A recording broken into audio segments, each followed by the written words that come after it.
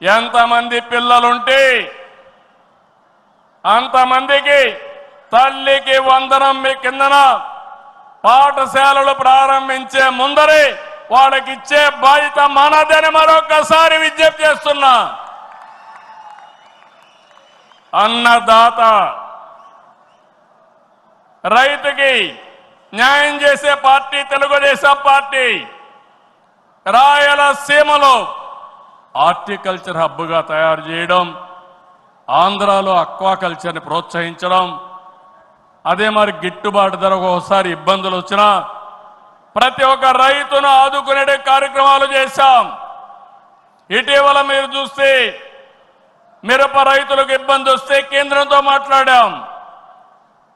ఇంకో పక్క కోకో రైతులకు ఇబ్బంది వస్తే సబ్సిడీ కూడా ఇచ్చి మార్కెట్ ఇంటర్వెన్షన్ చేశాం. ఇంకో పక్కన మీరు చూస్తే ఏదైతే రాయలసీమలో మామిడి రైతులకు ఇబ్బంది వస్తే వాళ్ళ తరపున కూడా చర్యలు తీసుకుంటున్నాం. అంతేకాదు ఇక్కడికి వచ్చినప్పుడు పొగాకు రైతులకు ఇబ్బంది వస్తే వాళ్ళకు కూడా ఇంత రేట్ అని తప్పకుండా ఇవ్వాలని పెట్టుకున్నాం. అన్నదాత 20,000 రూపాయలు ఇస్తా అన్నాం.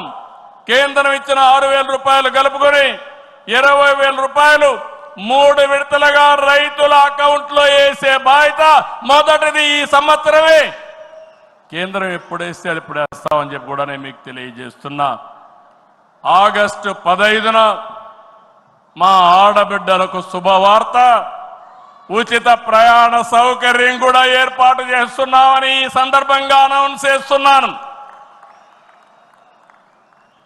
ఇవన్నీ చేస్తూ ఈరోజు మీరు గుర్తుపెట్టుకోవాల్సింది, ఈ మీటింగ్లో చెప్తున్నా, ఎన్నికల ముందు చెప్పాం సంపద సృష్టించాలి, ఆదాయాన్ని పెంచాలి, ఆ ఆదాయాన్ని తిరిగి సంక్షేమానికి ఖర్చు పెట్టాలి, మళ్ళా అభివృద్ధి ఖర్చు పెట్టాలి.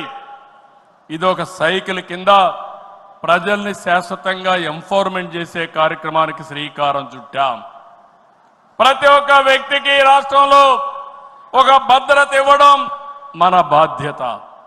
ఇంకో పక్క ప్రతి ఒక్క కుటుంబాన్ని ఎంపవర్ చేయడం కూడా మన కర్తవ్యం అని చెప్పి కూడా నేను మీకు తెలియజేస్తున్నా. దీనికి టెక్నాలజీ ఉపయోగిస్తాం. నేను ఇప్పటికే మీరు చూస్తూ ఉంటారు, కడాన మన కార్యకర్తల్ని ఎంపిక చేయాలన్నా, మన నాయకులు